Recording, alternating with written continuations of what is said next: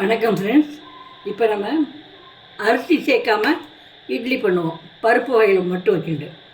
இப்போ அதுக்கு நான் 1 கப் உளுந்து எடுத்துட்டுருக்கேன். இப்போ 1/2 கப்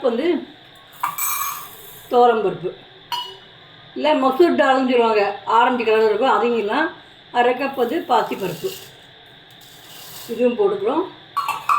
அதுக்கப்புறம் 1 டேபிள் ஸ்பூன் ஜவ்வரிசி,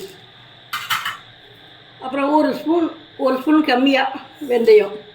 இது எல்லாத்தையும் நம்ம நல்லா கழிஞ்சு ஒரு நைட் ஃபுல்லாக நான் ஊற வச்சு காலம்பரை அரைப்போம். இப்போ களைஞ்சாச்சு, தண்ணி நல்லா மூழ்கிற வரைக்கும் விட்டு நம்ம குறைஞ்சது ஒரு 4-5 மணி நேரம் ஊற வைக்கணும்.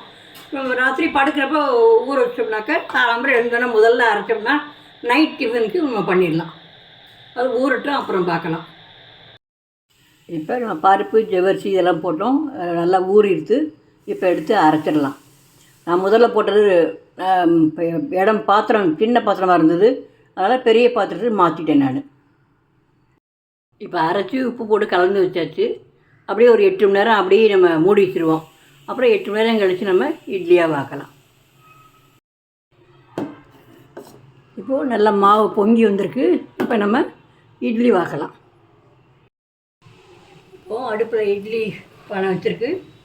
அது ஸ்டாண்டில் நம்ம எண்ணெய் தடவி விடலாம்.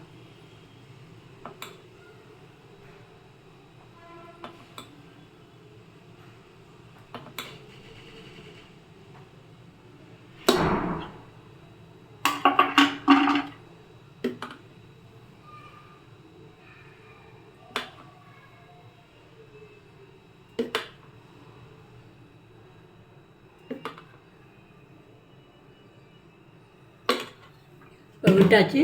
10 நிமிஷம் ஆவியில் வேக விட்டுட்டு அப்புறமா நம்ம எடுக்கலாம். இப்போது அரிசியே சேர்க்காத இட்லி ரெடி. இதுக்கு நான் கொள்ளுப்பொடி தொட்டுன்னு சாப்பிட போகிறேன். நீங்கள் தக்காளி சட்னி, தேங்காய் சட்னி, இல்லை மிளகாய் சட்னி, என்ன உங்களுக்கு இஷ்டமோ அதை தொட்டுன்னு சாப்பிட்லாம். நீங்கள் செஞ்சு பார்த்து பாருங்கள். நன்றி.